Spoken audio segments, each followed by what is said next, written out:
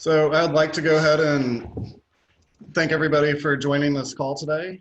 Um, Feel free to use the Q&A section to ask any questions as we go along. I'll do my best to keep up with any live answers as we go through this today. I've got a couple support members helping me out. Abigail Kern is on the call. She's going to help make sure I don't miss any of those questions for you. And then I've got Kyle Habrick on the call, and I'll get a formal introduction of him in a second. Most of you are all familiar with our business, Healthcare Technology Advisors. We are a healthcare only focused IT company serving the St. Louis market and Kansas City, Cape Girardeau areas. So I am the CEO of Healthcare Technology Advisors. I'm also the president of the MGMA, or Medical Group Managers Association of Greater St. Louis. Somehow I've accumulated 20 years of healthcare IT experience and HIPAA compliance expertise as well. Got an undergrad from Webster in computer science, as well as a graduate degree from there, and went to MIT and got a management and leadership certificate. Kyle, who's the panelist with us, he's counsel over at Sandberg Phoenix Von Guard. They've got a huge healthcare practice.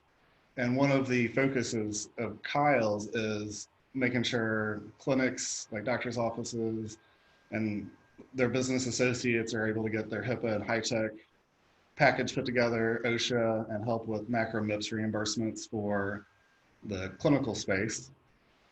He is going to be available all throughout the call to help answer any questions that come in. He's also monitoring the Q&A with Abigail. So like, if I'm going through and you've got questions that are a little more focused on the legal side of things, I'm going to turn it over to Kyle to address those questions. So as we go through, just don't be shy.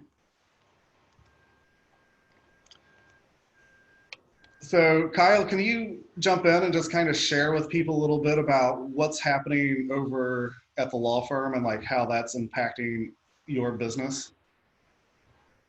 Sure. The firm has decided, just like almost every other business I can think of, to have employees work from home if possible. We are still allowed to go into the office if we want to, but as of today, other than maybe a handful of attorneys, I don't know of too many that are actually going in. So we're all working remotely. Obviously, because businesses are shut down or their staffs are smaller and they don't know how the economic impact of all of this is going to affect them. Revenue for us has the potential of going down the longer we stay out.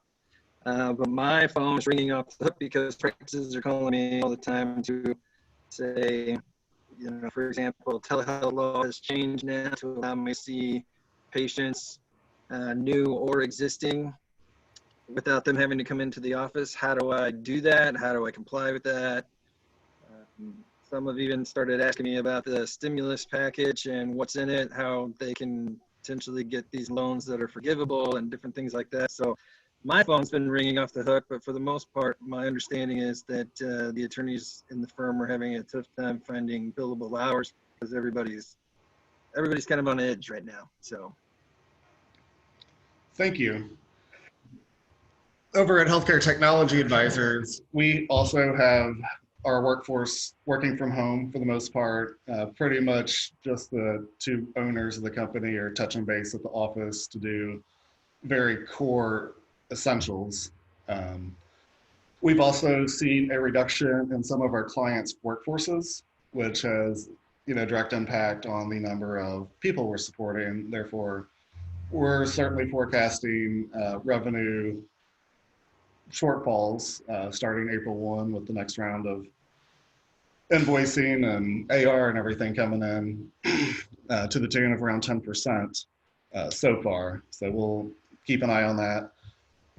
We haven't really shifted any of our support protocols or anything like that, except just being way more mindful about making on-site visits and, you know, trying to either stay at the office and wipe it down when we get done, or just simply staying at home, but providing the same hours of support and all that kind of stuff. Found it pretty wild looking at the national picture yesterday just to kind of get a sense of what it's like in the broader space outside of just healthcare. We hit a 3.28 million jobless claims as of yesterday, according to CNBC, which it sounds like a lot. And I was doing business during the Great Recession, and I remember how bad everything felt then and how few jobs there seemed to be. But the peak for that was 665,000. And the prior record was set in 1982 during that recession with almost 700,000. So like, people are definitely being affected by this in broad strokes and in verticals outside of healthcare to very staggering degrees. So it's definitely creating a whole lot of new landscape for us to figure out what to do. But we've all got the same darn task, and that's how to keep business going without spreading this virus and creating harm for our family members and our friends and everything. For us in IT never stops. It's just always changing. It's dynamic. It's kind of like jazz. You're always having to improv as the threat landscape changes. And this threat landscape is just another big pivot that we're having to manage through, which it's not insurmountable as from a technology standpoint.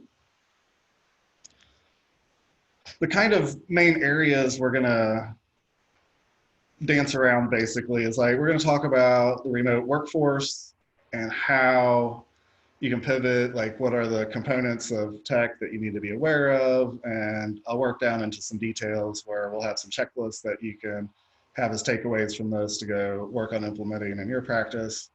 We'll also touch on some of the compliance changes as it relates to telehealth. And again, just use the Q&A section to put any questions you have as we go along, and we will do our best to get those answered live for you. There's like 3 buckets of tech that need to be considered, whether you're working at your office or you're setting up a remote space. There's endpoint services, so like the things you and I are touching day to day. Then there's like the data services, so like think of things more like servers and stuff that can go in the cloud and stuff like that that you interact with and move information around. And then there's the security apparatus that gets applied around these productivity functions, right? One of the things that has been an overwhelming set of questions is like, how do we protect our remote workforce? How do we make sure everything's fine? And my general answer is like, best practices don't change. You still need to make sure there's some kind of maintenance happening to prevent issues from failing, make sure proactive patching is happening.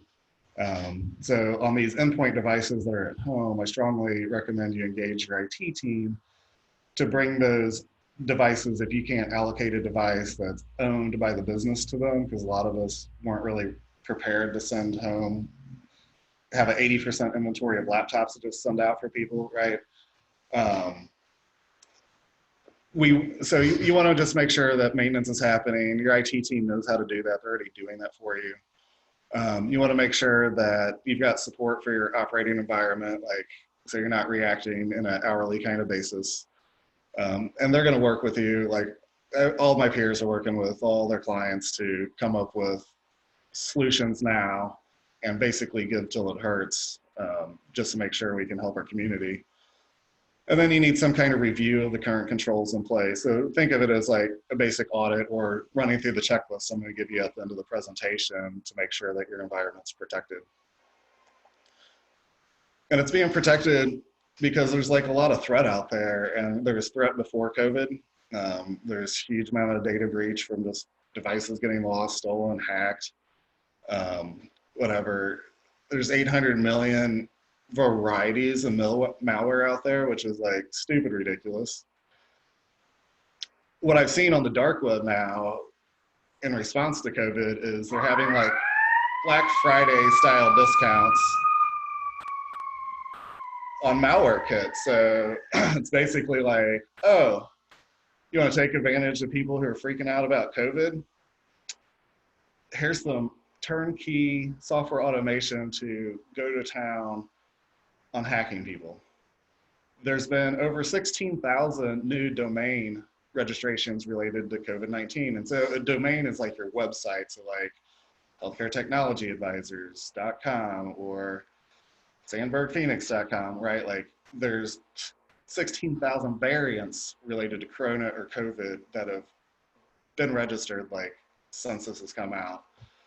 So how that's going to relate to you is there's going to be junk emails that come in that might look like they're from a partner or someone relative or someone that is presenting as a healthcare entity and it's got this COVID-19 or coronavirus website. They're just trying to take you there to infect your computer so they can do what they do, and that's infect the rest of the computers and take your data and make you pay for it and all that kind of stuff.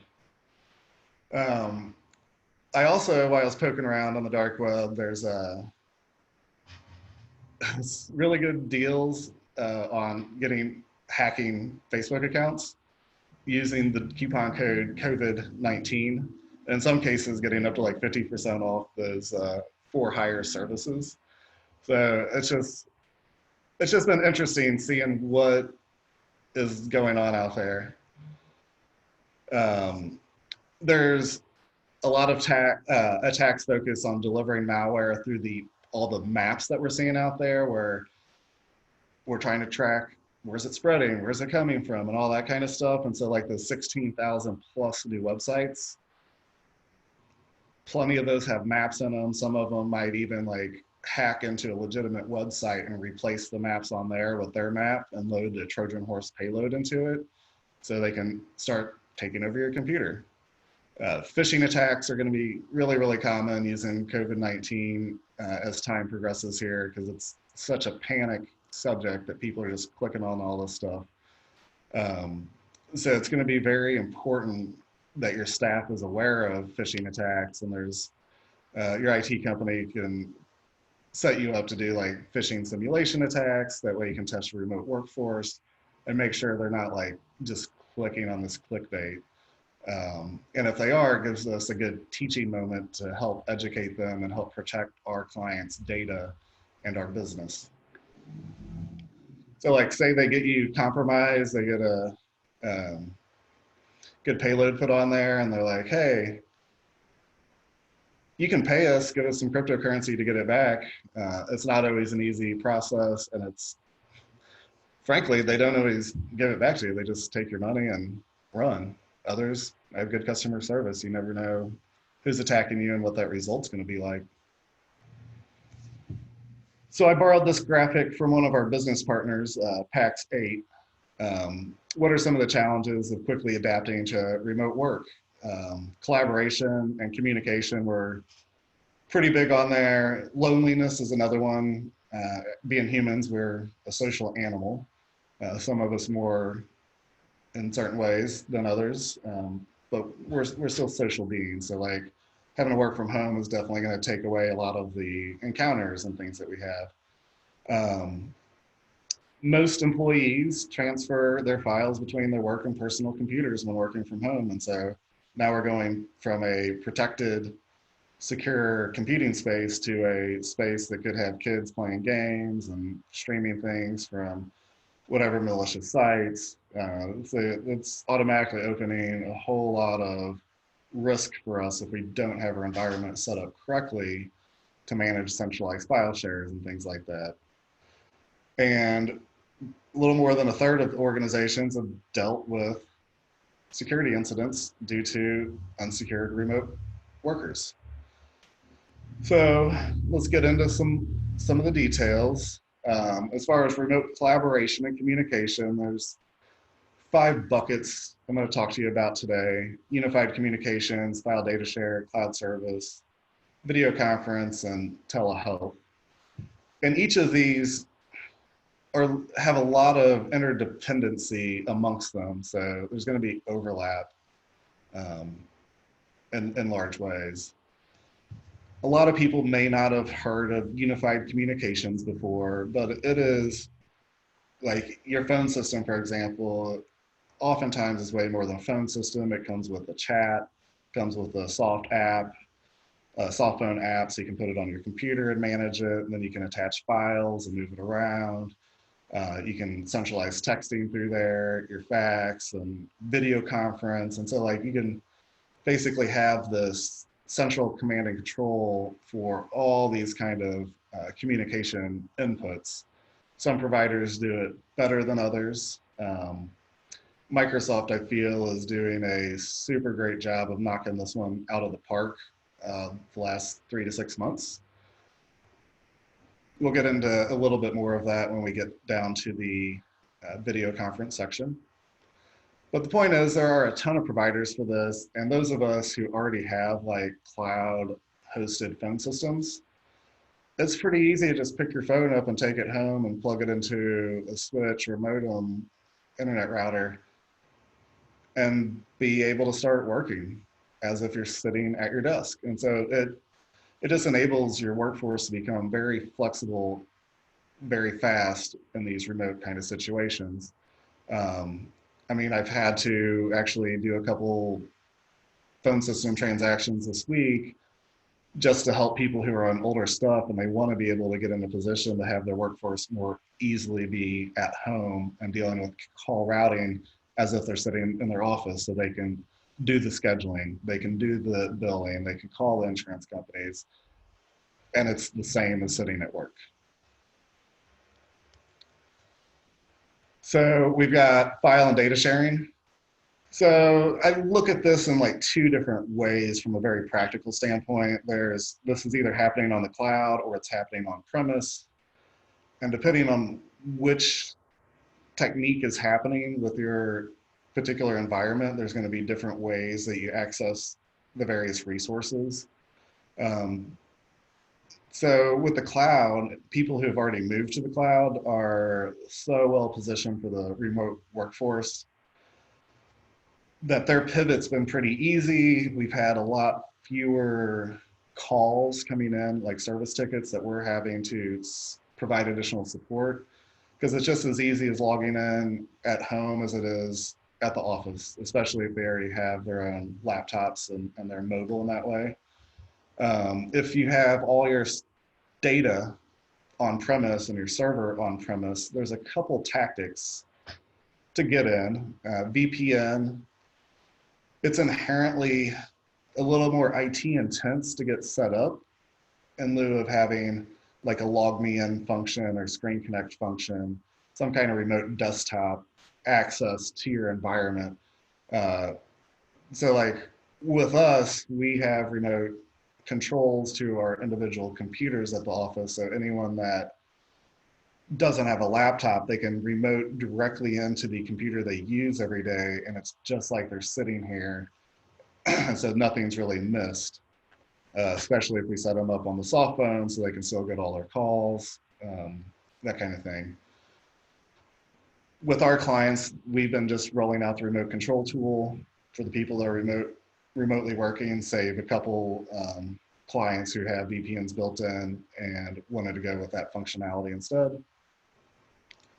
With the cloud data sharing, like this is a good opportunity if you're not already limiting the amount of paper that you have coming inbound to start printing to PDF and start managing those papers digitally and scan everything to PDF. So you can start putting everything in your SharePoint environment or your OneDrive or a combination thereof. SharePoint gives you some additional benefits of not only having internal to your business sharing functions, but also being able to create secure drop points for data files for your clients to leave for you for various functions. So it has OneDrive as a part of it, but it does a lot more. So you can like have a SharePoint site on your business's website that you can have clients log into and authenticate, and then see certain read-only documents that they need so they can make decisions for how their doctor's credentialing set up or something like that.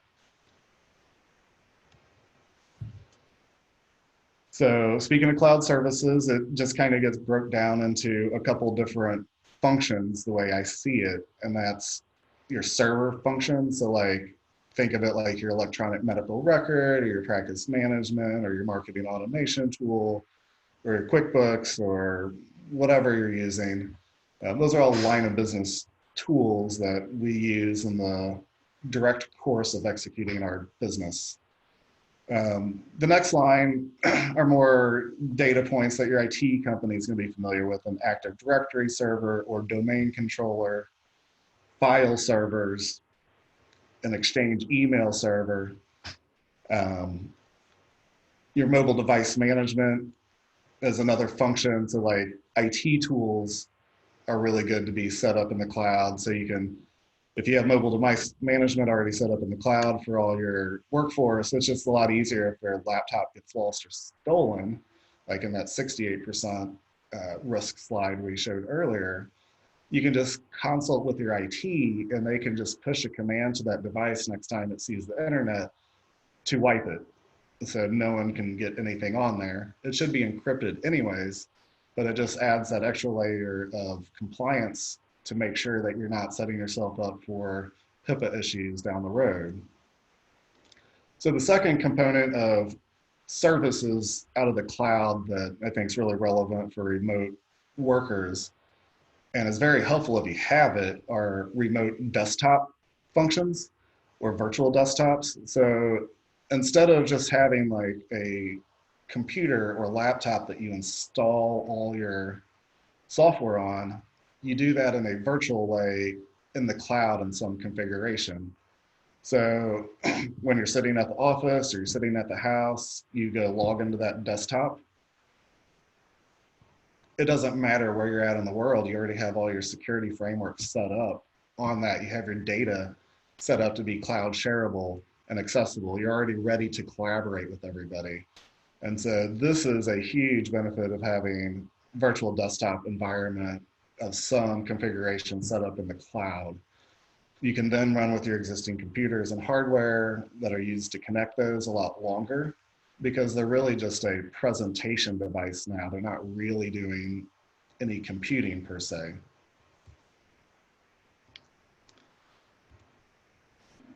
So video conference, so like Zoom, right? We're using a Zoom meeting right now where we can have multiple video inputs for having panelists that can jump in and talk and communicate and provide data to everybody. We have the ability using Zoom, we can actually record what we're doing. That way we can use it later as a teaching tool or someone wasn't able to make the meeting. Another thing you can do with Zoom that's pretty cool when you have the Zoom webinar function like we do is we can actually broadcast this out to Facebook Live or out to YouTube Live. So you're not only able to do a live video, but you can hit multiple platforms or media to update your clients and reach your clients where they're at. Doxy is a pretty cool video conference platform just for healthcare.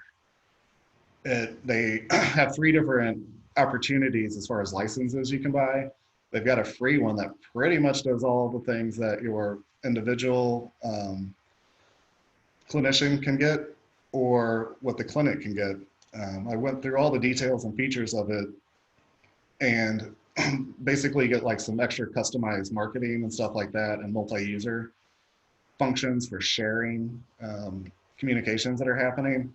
They will get you a custom business associate agreement in the paid platform. In the free platform, you just get a generic business associate agreement.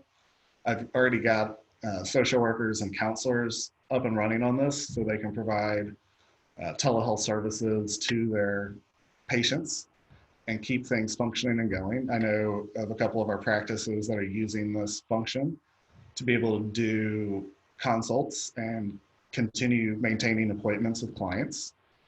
And it's compliant right out of the gate. And so like, that's pretty cool. Microsoft Teams is the third one on the list.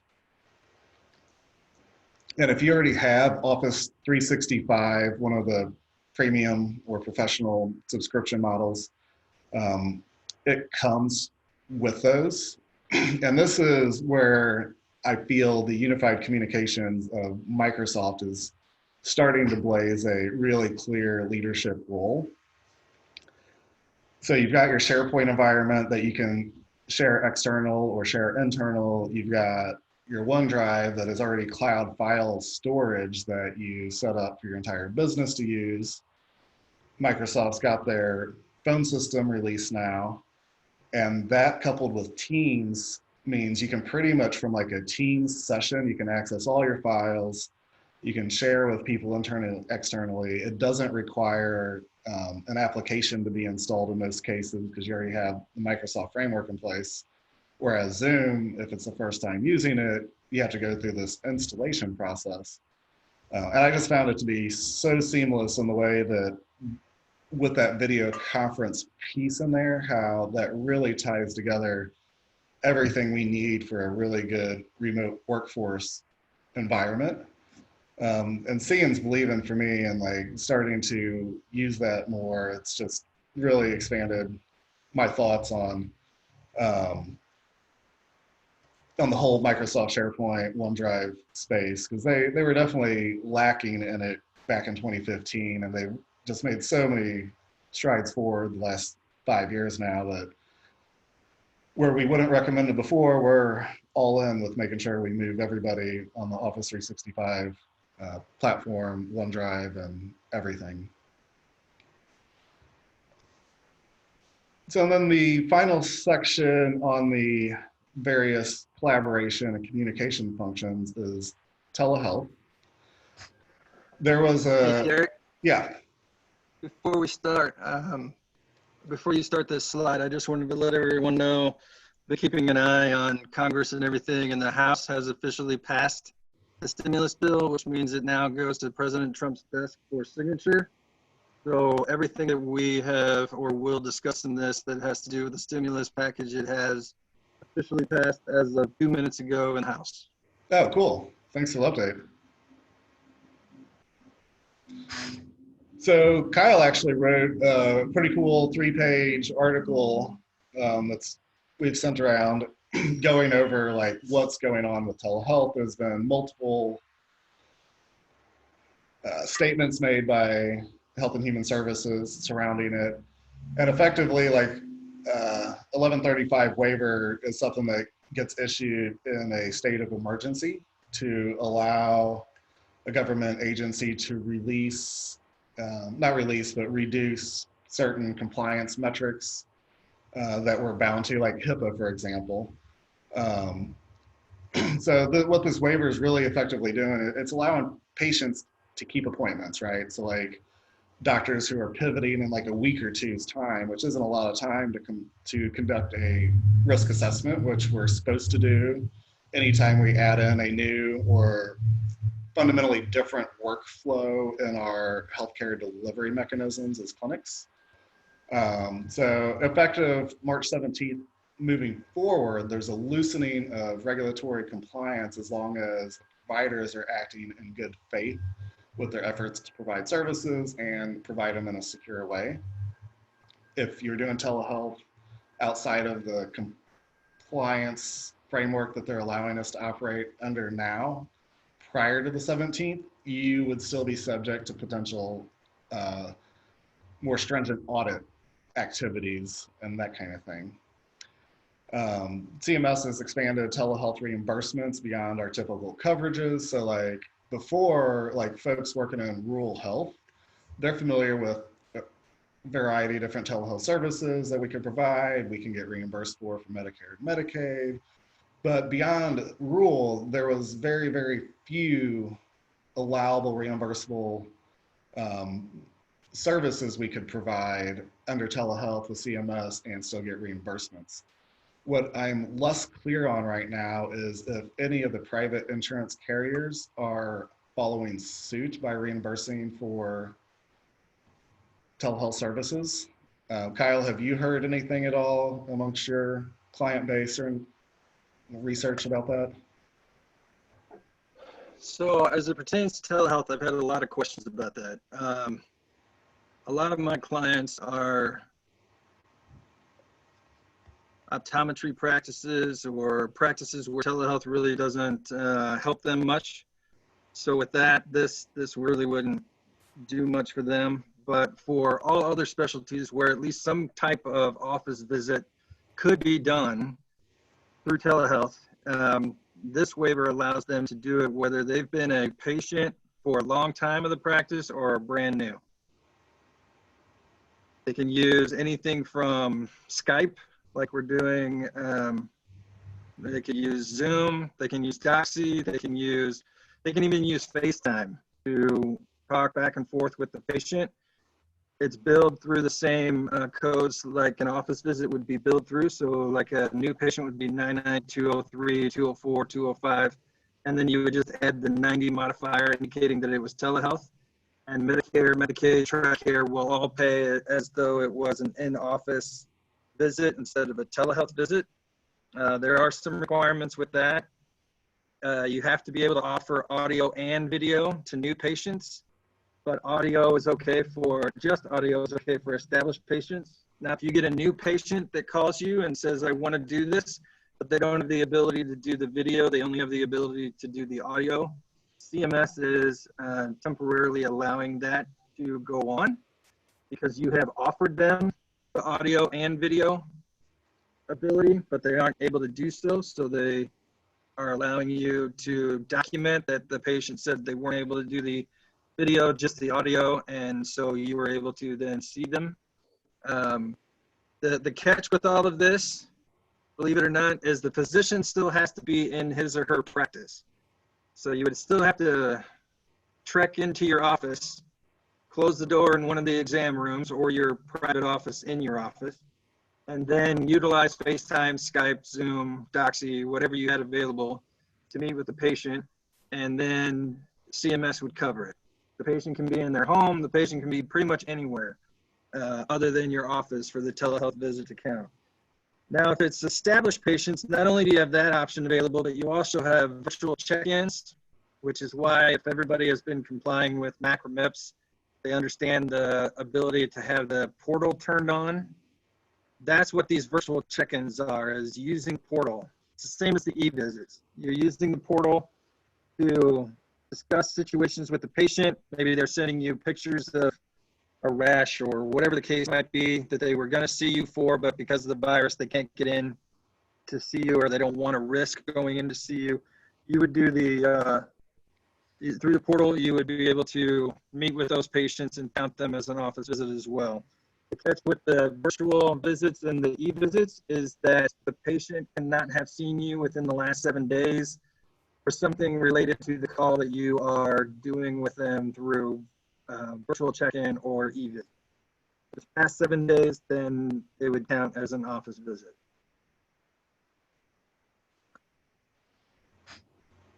Cool. Well, thanks for that additional information.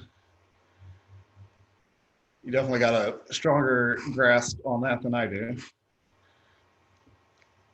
Yeah, this telehealth thing, what it is it's interesting. So one thing that practices need to realize is private payers like United Healthcare, Anthem, Aetna, payers like that, they do not have to comply with this.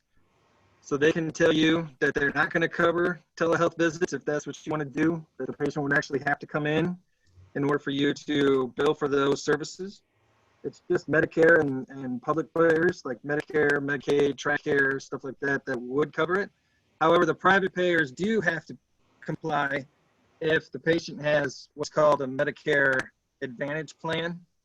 So it takes the place of Medicare, but it's through like United or Blue Cross or Anthem or whatever.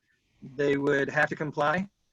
However, I can tell you at this point, all of the private payers are allowing this except for Aetna. Aetna is the only one that still is requiring the patient to come into the office. All the other private payers are allowing the physician to bill for telehealth services, even if the physician is not part of Teledoc or Telehealth or approved for telehealth. They're still allowing you to do it and they still will pay. Aetna is the only one currently that's not allowing that. Good old Aetna. All right. Some other things we're kind of just seeing with telehealth.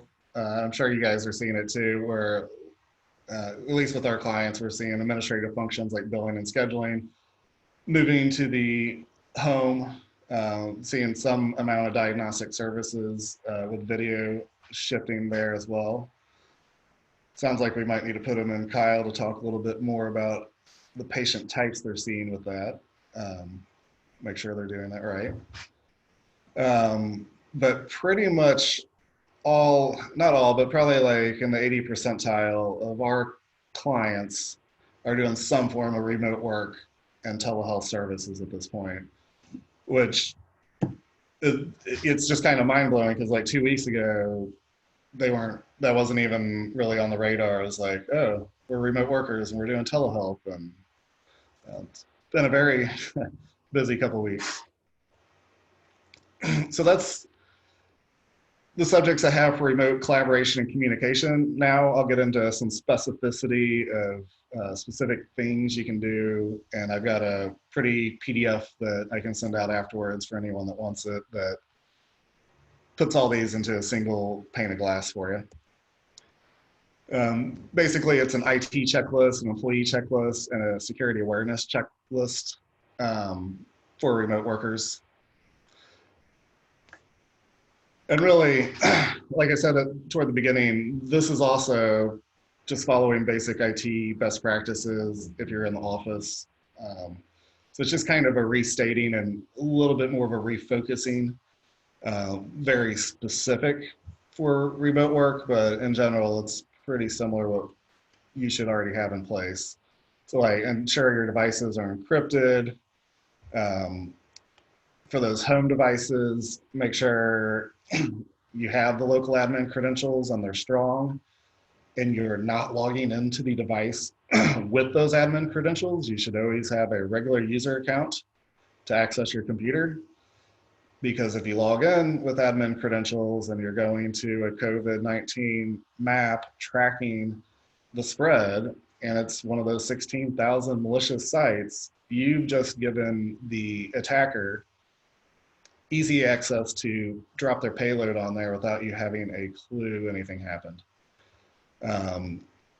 Really need to focus on limit sharing via cloud applications. So that's, again, we're having a really good SharePoint, OneDrive environment already set up and going, puts those businesses in a very strong position to pivot to remote work. Enabling mobile device management.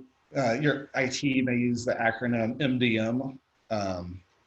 It's mobile device management. It's what it sounds like. You want to make sure you've got it for remote wipe capabilities, but you can also use it to like push applications out. So you might get a new EMR update and you're using a system that uses a whole bunch of iDevices, iPads or whatever. So you can use this to push out the latest version of that software to that device without having to go into somebody's home or having them come to your shop to do it, or meet them at their office, so we can maintain the appropriate amount of social distancing. Make sure there's a secure remote exchange for files, emails, and other data. So that could be a proper SharePoint environment again. It could be a spot where your clients drop off files for you in that space, or you're using encrypted email, or maybe it's a secure FTP or file transfer protocol. Some kind of mechanism so you can continue moving data and continue collaborating. Multi-factor authentication for email and for your password managers is a must. Just having multi-factor authentication set up stops like 90+% of all attacks on Office 365. Microsoft recently announced. I think it's like pushing like 98%, but I don't have that in front of me to say with 100% specificity. But all multi-factor authentication is you have a username and password, but then you also have the ability to go to like a Google Authenticator. Probably can't see it the way technology works, but I've got multiple things set up on my Authenticator for my password manager, for Microsoft, for logging into the office, for logging into my dark web apps, for logging into like everything for the most part. And so it just gives you a token that changes every 30 seconds, essentially. So unless it's something you know and something you have, it's not multi-factor authentication. The recommendation for when you remotely make a connection into a device is that the MFA timeout happens every 4 to 8 hours. I would rather err on the side of 2 to 4 hours and be logging in more often than less often.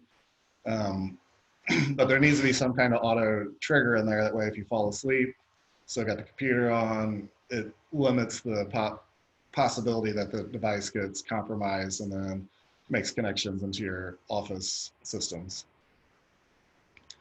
You want to ensure that your remote connection devices, so the endpoint devices, are receiving patch maintenance for the operating system. So that's just something that should be proactively happening in your IT environment anyways for all the on-premise devices. This just needs to be extended out to any home devices that are connecting to the secure healthcare systems that our people are accessing. Similarly, we also want to make sure that those same devices are receiving third-party patch maintenance, especially for things like Java and Adobe. They are always up there along with Microsoft for like the easiest ways or the most common ways to compromise the system at the hacker conferences. So the IT checklist continued. On-site tickets must be approved by a manager to ensure it's necessary. So like before with your IT service contracts, it may have just been set up where they can go on site, provide service because they deemed it easier than dealing with it remote or whatever. I'd recommend that you put in a policy until we get past this current situation that any on-sites must be approved by the clinic's manager, as well as the service desk manager, just to really make sure it's necessary so we're continuing to be part of the solution and not part of the problem.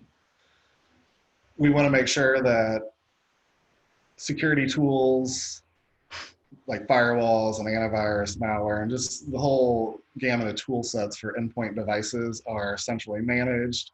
But like these new devices need to get added into your IT's current management stack so they can see anytime an issue happens and get proactive notifications and help prevent a compromise from happening for you. You want to also review your incident response procedure with all relevant parties. So like, say we get a breach, what happens? Basically, it's going to be the same as what we have in our HIPAA policies and procedures now. We're going to follow the procedure. I'd also recommend whitelisting approved devices to connect remotely to the system. So like that involves a real basic audit with your IT team and your remote workers to say, all right, let me get some unique identifiers of this device so I can add it to the approved list. So people can't just carte blanche access from anything. It just gives a little more control and certainty that it's coming from a device that's actively being managed. So that's the IT checklist. We've got a slightly shorter employee checklist. I know you already heard me say it once. We're going to keep saying it anytime asked. Use multi-factor authentication for all employees' access to systems while remote. It's the new norm. Passwords are fine, but they don't protect us from a whole bunch of stuff because they can be compromised and we can go pull them off the dark web and we can log in. And without having that multi-factor authentication to like Google Authenticator or something that's on your phone or something you possess, we're going to get hacked. Like things are going to happen. That MFA does such a huge job of preventing it. It's worth beating over the head with a hammer. You want to make sure your remote workers can lock or secure the laptop or computer, and any business relevant information is out of the family and kids' access, because we still have an obligation to make sure we're honoring the privacy rights of our patients. And along those lines, we want to make sure that they're safely performing conversations without anyone eavesdropping on them. So ideally, there's a room in the house that you've got a door that you can secure or shut or whatever. If you're having to talk to insurance about a patient or you're doing scheduling with the patient and any of those kind of things. You want to complete any security training provided by the employer. And as an employer, I would recommend talking to your IT team because like there are so many vendors out there just offering a variety of educational materials and services and tools. There's plenty of digital training available that I'm sure your IT team is going to be able to work with a partner to get out there to you for free, just to help be part of the solution, you know. Uh, some people aren't really used to doing video and conference calls. A really good etiquette for that is to make sure you stay muted when you're on the call. It's also really good to show up like 5 minutes early for those virtual meetings. That way the meeting can actually start on time instead of waiting for people to trickle in, 1 to 7 minutes afterwards. It's just a new behavior to kind of normalize. You want to define your home workspace, and that's along the lines of what I was talking about earlier. Just make sure you've got a space that's dedicated for it. That way it feels like you're going to work instead of like sitting on the couch, eating Ben and Jerry's and watching Netflix and kind of hacking away at some work or whatever. You want to make sure you communicate with your team about available times. We all understand that we've got a different situation. We've got our children at home. We've got to homeschool them right now. And so like managing our day job with our obligation to our family, it's going to create times that you may not be available that you normally would have been. So like just communicate with your employer and make sure they know, set that stage so everyone knows when everyone's available. We were talking about unified communication apps earlier, and so like chat is one of those services. Teams has it, and so like there's just identity present, so you can just program it to say, "Hey, I'm available," or "I'm busy," "I'm in a meeting," "not available." Just be mindful of using that. That way, people know when they can reach you to go over some issues they're having, or they're trying to collaborate on something, but they don't want to like call you 100 times waiting for you to maybe answer or not, or they don't know if you're available. And it just sets the stage really nice so we can be better at collaborating with our peers. Use remote video conferences to stay socially engaged. I've actually got people who are setting them up just to have like a little happy hour after work where everyone gets their favorite beverage and just kind of shoots the bull. I've also seen companies that are just doing like afternoon, like Friday afternoon touch base, get their team on the phone, figure out what challenges they've had working remotely this week, or how, and just kind of like go through the things that we need to go through that we normally would do at the you know water cooler or in the break room. But now we have to be more deliberate in coordinating those kind of activities. Because like on the slide we had earlier, 20% of people are concerned about being lonely and so far socially distanced that, you don't want people to set in with depression because they're working from home or any of that. So like, let's just be mindful and work on proactively staying in touch with our employees and peers and coworkers. All right, security awareness checklist. So basically the first bullet point is keep your work and your personal stuff separate. Don't have your family and kids and friends getting on the device you're using to connect to work. If you absolutely have to do that, you really need to make sure you've got a separate user profile on there that they can't access and all that kind of stuff. The rules still apply about not sharing your passwords, etc. So while all activities should happen on a device provided by your organization, we really were not given a whole lot of time to like buy a bunch of new devices to send home with people. So I'm going to say they should be performed on those devices provided by the organization you work for. Limit your social media use, because like one of the elements of phishing attacks is figuring out the activities of executives in your company, because the most successful phishing attacks are ones that imitate like the CEO, the COO, the CFO, the controller, anyone that has access to money and signing checks and requesting checks. And so we just want to make sure we're not revealing our routines just like normal, really. But that is one of the steps they use in these more targeted phishing email attacks that have been going on the last year and a half, since the whole shotgun approach has really started to become more of a rifle approach. And then provide training to remote workforce on cybersecurity and hit your IT folks up. We all have antivirus providers, malware providers, firewall. Like there's tons of services that we're providing to our clients that have meaningful PDFs and different things that we can share touch base with our workforce and make sure they're aware of what's going on. There's so many tools. We're going to offer everybody a PDF of the checklist we just put out there. So if you want that, all you got to do is drop me an email, info@htadvisorsllc.com, and I will have that up on the screen here in a little bit. Just kind of a reiteration of some of the points. The MGMA of St. Louis has put together a really cool resource page for medical practices, like way more operationally focused than technically focused. So like this will give you, my checklist will give you a good framework for making sure you get your technology house in pretty good order. But going to this link is going to be very helpful for just a ton of other stuff. It took me like 2 hours to go through everything yesterday. So I definitely encourage you to check that out. We can certainly send the slide deck out to everybody as well. So we want to help. So here's the bunch of stuff that we're willing to do for you. We'll do a free Office 365 health audit if you'd like us to. We will do a free remote work checklist audit. So we'll go through the checklist with you. And we'll do that for up to 3 of your workforce members' remote connection devices. Just kind of make sure there's a pattern of things being deployed in a way that are safe. And then we'll also do a free dark web credential scan.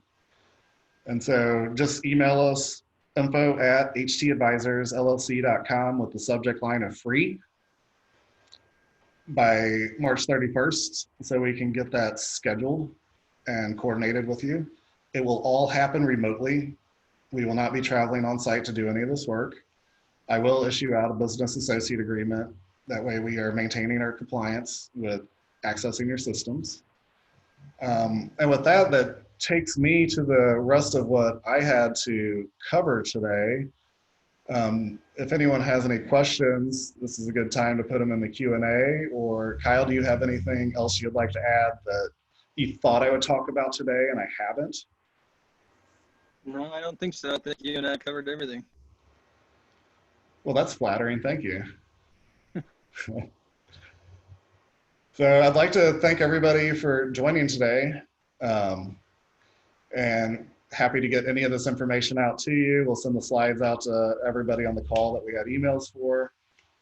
And, you know, stay safe, stay healthy, and don't be shy if you get off this call and you realize, man, I do have some questions.